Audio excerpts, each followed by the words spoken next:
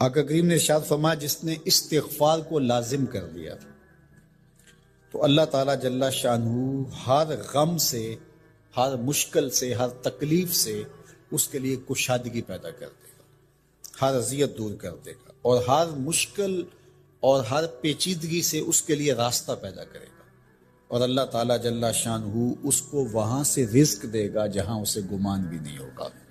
فرمایا کہ اس کے حضور استغفار کرو، وہ آسمان سے بارشیں نازل کرے گا، تمہیں بیٹے بھی دے گا، تمہیں مال بھی دے گا، لہلہاتے باغ بھی ہوں گے، چلتی نہریں بھی ہوں گی، معیشت کا پہیہ چل جائے گا اگر تم اللہ سے ڈرنے والے بن جاؤ گے۔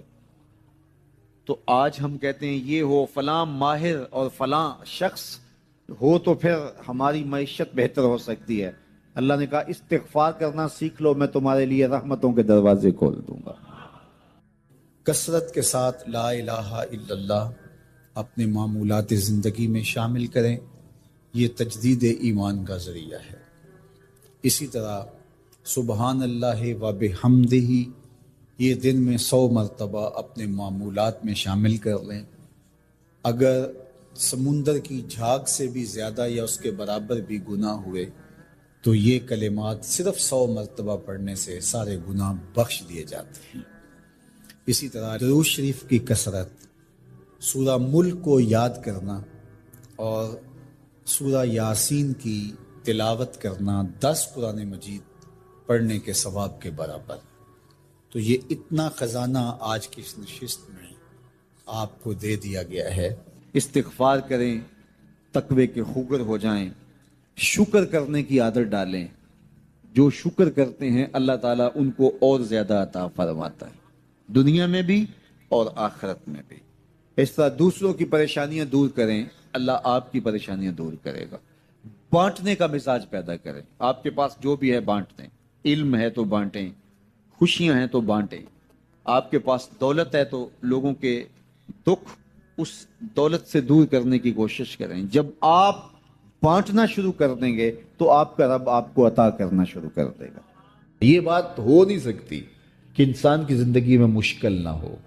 جب انسان کو پیدا کیا گیا تھا، اس کا خمیر گویا گیا تھا، تو 39 دن تک اس کے خمیر پر مٹی جو گوندی گئی تھی انسان بنانے کے لیے، اس پر 39 دن دکھوں کی بارش ہوئی تھی اور ایک دن خوشیوں کا می برسا تھا۔ تو انسان کی زندگی میں خوشیاں اور غم اس تناسب سے ہیں۔ لَقَدْ خَلَقْنَا الْإِنسَانَ فِي قَبْضٍ، انسان کی زندگی مشقتوں کا مجموعہ ہے، حالات کی تلخیوں کے سے مقابلہ کرنا پڑتا ہے، لیکن حالات مشکل ہو جائیں تو ان سے نکلنے کا راستہ کیا ہے؟ تو سنیے قرآن کیا کہتا ہے، وَمَن يَتَّقِ اللَّهَ يَجْعَلْ لَهُ مَخْرَجًا وَيَرْزُقْهُ مِنْ حَيْثُ لَا يَحْتَسِبُ۔ جو اللہ سے ڈرنے لگ جاتا ہے، تقوی اختیار کر لیتا ہے، تو پھر اللہ تعالیٰ جل شانہ اس کے لیے مخرج پیدا کر دیتا ہے، یعنی اس مصیبت سے نکلنے کے اللہ راستے دیتا ہے۔ یہ اس شخص کا مقصوم ہے جو اللہ سے ڈرتا ہے۔ اس پر مشکلات اس پہ بھی آتی ہیں، یہ نہیں کہ اس پہ مشکلات نہیں آتی، زندگی کی مشکلات کا وہ بھی شکار ہوتا ہے، لیکن جو ہی مشکلات آتی ہیں ان مشکلات سے نکلنے کا اللہ اسے راستہ بھی عطا کر دیتا ہے۔ اور دوسری بات، وَيَرْزُقْهُ مِنْ حَيْثُ لَا يَحْتَسِبُ، اللہ اس کو وہاں سے رزق دیتا ہے جہاں سے اسے گمان بھی نہیں ہوتا، وہاں سے رزق دے دیتا ہے۔ بندہ تو یہ کہتا نا کہ مجھے یہاں سے ملے گا، یہاں سے، ایک بندے کی منصوبہ بندی ہے، لیکن جو اللہ سے ڈرنے والا ہوگا اللہ اس کو وہاں سے رزق دے گا جہاں اسے گمان بھی نہیں ہوگا، خیال بھی نہیں ہوگا کہ یہ راستہ بھی حصول رزق کا ہو سکتا ہے۔ تو یہ میرے رب کا وعدہ ہے اور میرے رب کے وعدے سچے ہیں۔ تو جب تم اللہ سے ڈرنے لگو گے تو یہ تخت و تاج، یہ دنیا کی عزتیں، یہ تمہارے قدموں میں ہوں گی۔ اس سے ڈرنے کا نتیجہ ہے جو تمہارا رب تمہیں عطا فرمائے گا۔ حضرت عمر رضی اللہ تعالیٰ عنہ کی خدمت میں ایک شخص آیا، اس نے کہا میرے ہاں اولاد نہیں ہے، تو آپ نے کہا استغفار پڑھا کرو۔ ایک دوسرا شخص آیا کہ صاحب بارشیں نہیں ہوتی، فرمایا استغفار پڑھا کرو۔ تیسرا شخص حاضر خدمت ہوا اور کہا کہ ہمارے ہاں قحط کا عالم ہے، فرمایا کہ استغفار پڑھا کرو۔ تو کوئی پاس بیٹھا تھا، اس کے اٹھ کے جانے کے بعد کہا کہ مختلف لوگ مختلف سوال لے کر آئے اور آپ نے ایک ہی جواب دیا کہ استغفار پڑھا کرو۔ تو کہا میں نے اپنے طرف سے تھوڑا دیا، یہ تو میرے رب کا فرمان ہے۔ کہا وہ کیسے؟ کہا سورہ نوح پڑھو، فَقُلْتُ اسْتَغْفِرُوا رَبَّكُمْ۔ حضرت نوح علیہ السلام نے اپنی قوم سے کہا کہ اپنے رب کی حضور استغفار کیا کرو، اِنَّهُ كَانَ غَفَّارًا۔ اس کا نتیجہ کیا ہے؟ جب تم استغفار کرو گے تو وہ تمہارے گناہ بخش دے گا۔ ایک تو فائدہ اس کا یہ ہوگا، وَيُرْسِلِ السَّمَاءَ عَلَيْكُمْ مِدْرَارًا، آسمان سے موسلادھار بارشیں بھی برسیں گی، وَيُمْدِدْكُمْ بِأَمْوَالٍ وَبَنِينَ، اور اللہ تمہیں استغفار کی برکت سے مالا مال بھی کر دے گا، وَبَنِينَ، اور تمہیں بیٹے بھی عطا کرے گا، وَيَجْعَلْ لَكُمْ جَنَّاتٍ وَيَجْعَلْ لَكُمْ أَنْهَارًا، تمہیں باغ بھی عطا کرے گا اور تمہیں چلتی ہوئی نہریں بھی عطا فرمائے گا۔ استغفار کی ضرورت ہے۔ آپ کے دریاؤں کا پانی سوکھ گیا، استغفار کریں گے اللہ تعالیٰ ان کو پانیوں سے مالا مال کر دے گا، بارشیں ہوں گی، قحط سالیاں دور ہوں گی، بے اولادوں کو استغفار سے اولاد نصیب ہوگی، اور معیشت کی بہتری جو ہے وہ استغفار کے ذریعے سے ہوتی ہے۔ تو یہ 5 چیزیں بیان فرمائیں، تو استغفار سے خوشحال زندگی کا تصور ابھرتا ہے۔ اللہ اکبر۔ حضرت انس رضی اللہ تعالیٰ عنہ سے ایک روایت سن لیجئے، کہتے ہیں کہ رسول کریم صلی اللہ علیہ وآلہ وسلم نے فرمایا کہ جس طرح تانبے کو، لوہے کو، دھاتوں کو زنگ لگتا ہے، اس طرح دلوں کو بھی زنگ لگتا ہے، اور فرمایا زنگ کو اتارنے کے لیے جو چیز بنائی گئی ہے وہ استغفار ہے۔ تو استغفار دلوں کا زنگ اتارتا ہے۔ قرآن مجید کی تلاوت، کثرت ذکر، موت کی تذکیر اور استغفار، یہ دلوں کا زنگ اتارتا ہے۔ اللہ اکبر۔ تو یہ آپ کے سامنے جو احادیث رکھی گئی ہیں، اللہ ہمیں ان سب پہ عمل کی توفیق عطا فرمائے۔ حضور نے ایک تمنا کی ہے، حضور کے دل میں ایک خواہش تھی کہ اگر یہ ہو جائے تو امت کے بھلے کی بات ہے، تو فائدہ تو ہمارا ہوگا، خوش حضور ہو جائیں گے۔ اللہ اکبر۔ تو فرمایا کہ میری آرزو ہے کہ میرا ہر امتی سورہ ملک اپنے سینے میں سمو لے۔ اللہ سورہ ملک کا جمال بھی دے، اس کی تلاوت کا نور بھی نصیب فرمائے، صحت لفظی کے ساتھ اس کو پڑھنے کی، اس کو یاد کرنے کی توفیق نصیب فرمائے۔ وہ سینہ قبرستان کی طرح ہے جس میں قرآن کی کچھ آیات نہیں ہیں، تو اس لیے اپنے سینے کو منور کریں، آباد رکھیں۔ اللہ آپ کو اپنی خاص عنایات نصیب کرے۔ ایک دن صحابہ سے فرمایا میرا دل چاہتا ہے کہ ہر مومن کے سینے میں سورہ ملک ضرور موجود ہو، یہ میری تمنا ہے، حضور نے فرمایا۔ تو میں آرزو کروں گا جو مجھے سن رہے ہیں اس رمضان میں پھر کوشش کر کے یہ صورت یاد کر لیجیے۔ بہت بڑی صورت نہیں ہے حجم کے اعتبار سے، صرف 30 آیات ہیں۔ اگر 2 آیتیں روز یاد کریں تو آپ کو 15 دن لگیں گے، صرف 2 آیات۔ تبارک الذی بیدہ الملک وہو علی کل شیء قدیر، ایک تو یاد ہو گیا آپ کو، سبق کا آغاز ہو گیا۔ اب باقی 29 آیتیں رہ گئی ہیں۔ تو میں چاہوں گا کہ میرے جملہ سننے والے اور آپ جتنے لوگ موجود ہیں یہ ارادہ کریں، عزم مصمم، کہ ہم نے سورہ ملک یاد کرنی ہے، اور یہ میری آرزو نہیں ہے، یہ میرے حضور کی آرزو ہے۔ اللہ اکبر۔ تو حضور نے فرمایا اِنَّ سورۃ فی القرآن 30 آیۃ، فرمایا قرآن مجید میں ایک سورت ہے جس کی صرف 30 آیات ہیں، اگر کوئی شخص اس سورت کی تلاوت کرتا ہے تو اللہ تعالیٰ جل شانہ اس کی برکت سے اس کی مغفرت فرما دیتے ہیں۔ اور فرمایا کہ وَهِيَ تَبَارَكَ الَّذِي بِيَدِهِ الْمُلْكُ، اور وہ سورت ہے تبارک الذی بیدہ الملک، سورہ الملک ہے۔ مجھے امید ہے کہ آج جا کر ہی آپ جو ہے وہ اس سبق کو شروع کر دیں گے، اور اگر آپ کو 5 آیتیں بھی آج یاد ہو گئی یا 3 آیتیں بھی یاد ہوگی تو آپ کو لگے گا کہ کوئی مشکل کام نہیں ہے۔ حضرت انس رضی اللہ تعالیٰ عنہ سے ایک روایت سن لیجئے، کہتے ہیں کہ رسول کریم صلی اللہ علیہ وآلہ وسلم نے فرمایا کہ جس طرح تانبے کو، لوہے کو، دھاتوں کو زنگ لگتا ہے، اس طرح دلوں کو بھی زنگ لگتا ہے، اور فرمایا زنگ کو اتارنے کے لیے جو چیز بنائی گئی ہے وہ استغفار ہے۔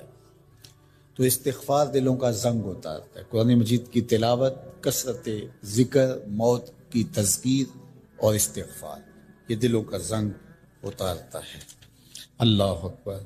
تو یہ آپ کے سامنے جو احادیث رکھی گئی ہیں، اللہ ہمیں ان سب پہ عمل کی توفیق عطا فرمائے۔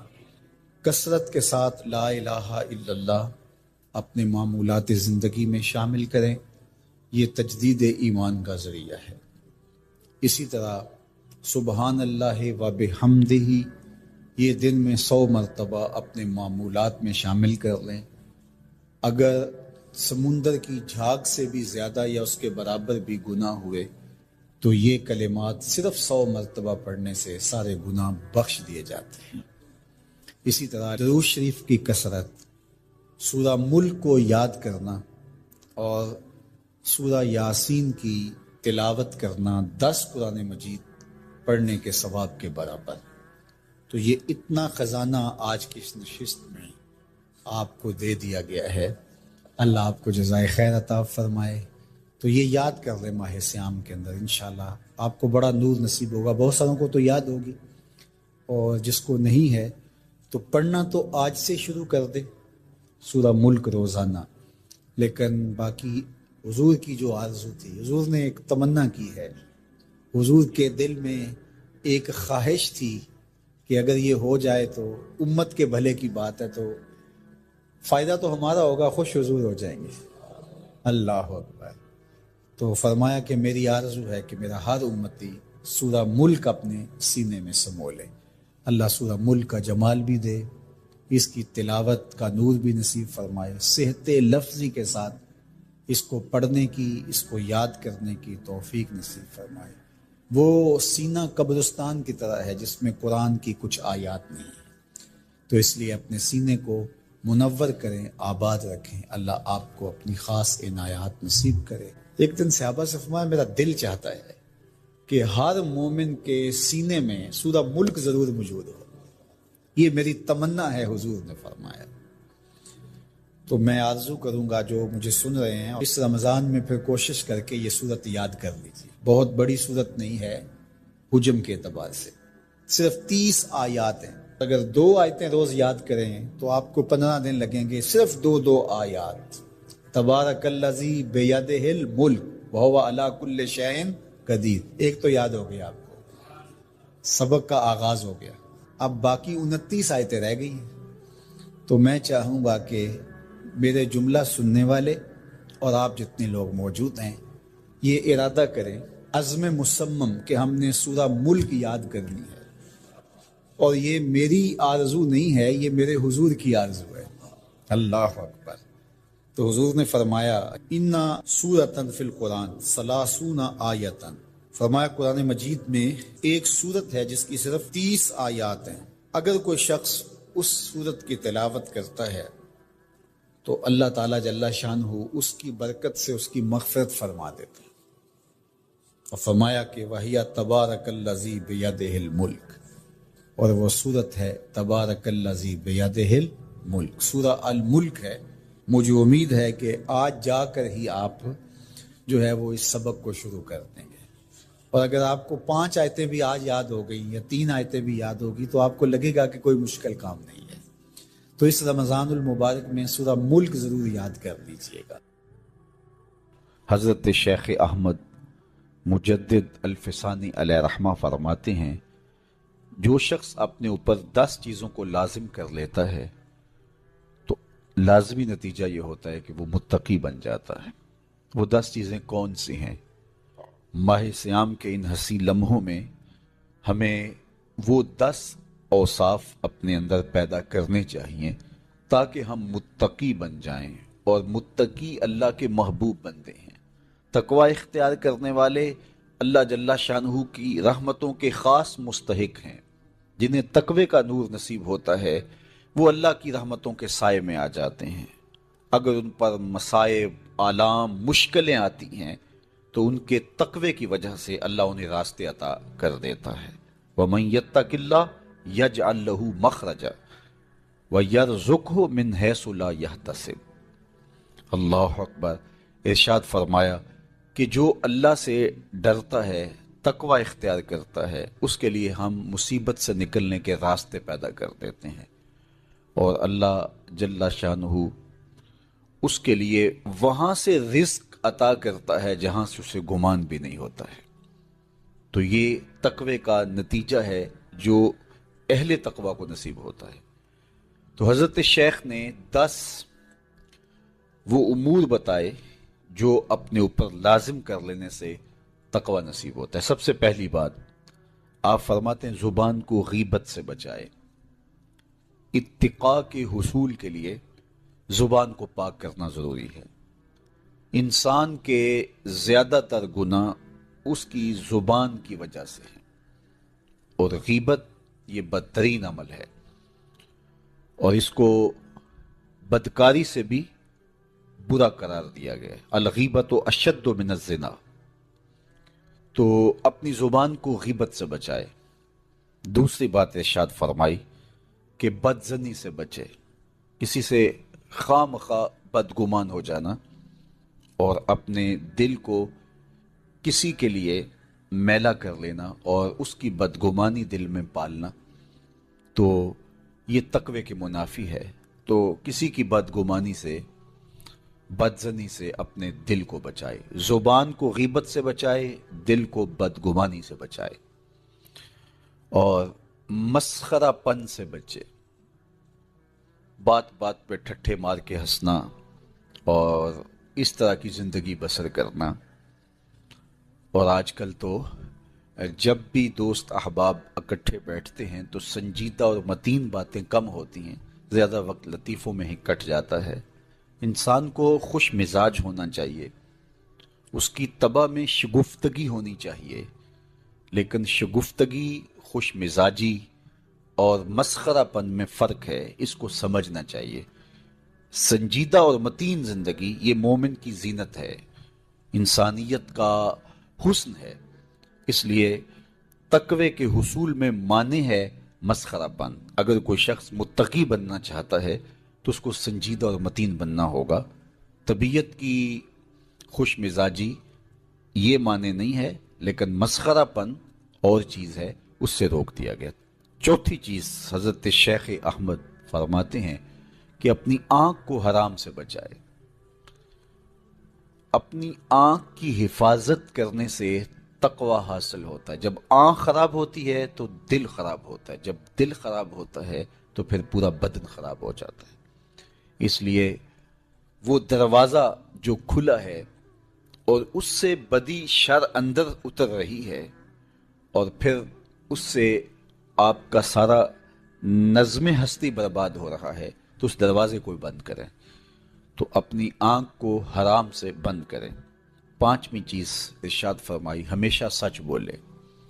جھوٹا شخص کبھی متقی نہیں ہو سکتا۔ اتقاء کے حصول کے لیے اپنے آپ کو سچ کا خوگر بنانا ہوگا۔ سچ کے بغیر کبھی نہ بولیں۔ جھوٹ بولنے والے کی زبان سے شر پھیلتا ہے، اور جب کوئی شخص جھوٹ بولتا ہے تو حدیث پاک میں آتا ہے اس سے بدبو نکلتی ہے، جس کو عام لوگ تو نہیں سونگھ پاتے، لیکن اللہ کے فرشتے 1 میل دور پیچھے ہٹ جاتے ہیں۔ تو مومن سچا ہوتا ہے، مومن جھوٹا نہیں ہوتا، اور تقوی کے حصول کے لیے سچ شرط ہے۔ چھٹی چیز ارشاد فرمائی ہر حال میں اللہ کا احسان مانے۔ جب کوئی بھی انسان پر بہتری آئے تو اس وقت یہ کہے کہ یہ میرے رب کا احسان ہے کہ مجھے یہ حاصل ہوا ہے۔ بہت سارے لوگ اپنی محنت کا نتیجہ قرار دیتے ہیں کہ یہ میں نے کیا تو اس کے نتیجے میں یہ ملا۔ بسا اوقات آپ کتنا سیدھا کام کر رہے ہوتے ہیں، کتنی محنت کر رہے ہوتے ہیں، لیکن نتیجہ اس کے برعکس آ رہا ہوتا ہے۔ سیدنا علی المرتضیٰ رضی اللہ تعالیٰ عنہ فرماتے ہیں میں نے اللہ کو اپنے ارادوں کی شکست سے پہچانا، تو یہ اس کی کرم نوازی ہے کہ اس نے ایسا کر دیا۔ صحت میرا کمال نہیں، یہ اللہ کی عطا ہے۔ علم میرا کمال نہیں، یہ اللہ کی عطا ہے۔ لہجوں کی خوبصورتی یہ اس کی عطا سے ممکن ہے۔ اس نے آنکھوں میں روشنائی رکھی، اس نے توفیق عمل نصیب فرما دی، اس نے اچھائی کی راہوں پہ گامزن کیا۔ ماہ صیام میں روزہ رکھنے کی توفیق ہوئی، صلاۃ التراویح میں حاضری کا موقع میسر آیا، دیگر صالح اعمال تلاوت کلام مجید نصیب ہوئے، تو مت سمجھے کہ یہ کوئی میرا کمال ہے، اللہ کا احسان مانے گا تو غرور پیدا نہیں ہوگا، تکبر پیدا نہیں ہوگا۔ تو ہر حال میں اللہ کا احسان مانے، جو بھی خیر اس کو ملے وہ کہے یہ میرے رب کی طرف سے ہے، اور اگر اس کا کرم نہ ہوتا تو یہ عمل مجھے نصیب نہ ہوتا۔ اور کتنے عمل ہیں کہ نصیب ہونے کے بعد عجب سے، تکبر سے، ریاکاری سے برباد ہو جاتے ہیں۔ کیتی کتری پئی کھو محمد تے سکہ بنیا زردہ، کتنے عمل ہیں کہ برباد ہو جاتے ہیں، تکبر آ گیا، عجب آ گیا، ریاکاری آ گئی، تو یہ اس کی طرف سے ہی ہے۔ تو جب یہ کہے گا تو عجب، تکبر، غرور کچھ پیدا نہیں ہوگا، تو پھر عمل قبول ہوگا اور انسان تقوی کی منزل تک پہنچے گا۔ ساتویں چیز، اپنا مال راہ حق میں خرچ کرے، ناحق راستے پر ایک درہم بھی خرچ نہ کرے۔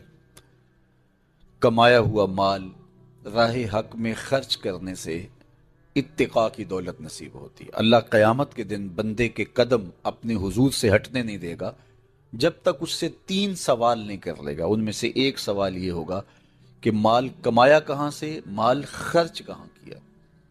جس طرح مال حلال کمانا ضروری ہے، مال کو جائز جگہوں پہ خرچ کرنا بھی ضروری ہے، حق کے راستے پہ خرچ کرنا بھی ضروری ہے۔ اس لیے یہ اپنی طبع کے اندر لازم کر لے کہ کبھی بھی اس کا مال کسی ناجائز اور فضول کام میں خرچ نہ ہو، راہ حق میں اس کا مال لگے۔ 8ویں چیز، نفس کے لیے کبھی بڑائی بلندی نہ چاہے، اس سے طبیعت میں سرکشی آئے گی اور تقوی کے راستے میں یہ عمل مانے ہے۔ اور نمازوں کی حفاظت کرے، نمازوں کی اگر حفاظت نہیں کرتا تو باقی سارے عمل اس کے پاس ہیں، تو وہ متقی کیسے بن سکتا ہے؟ چونکہ یہ تو اسلام کا بنیادی فریضہ ہے جو اہل ایمان پر لازم کیا گیا ہے۔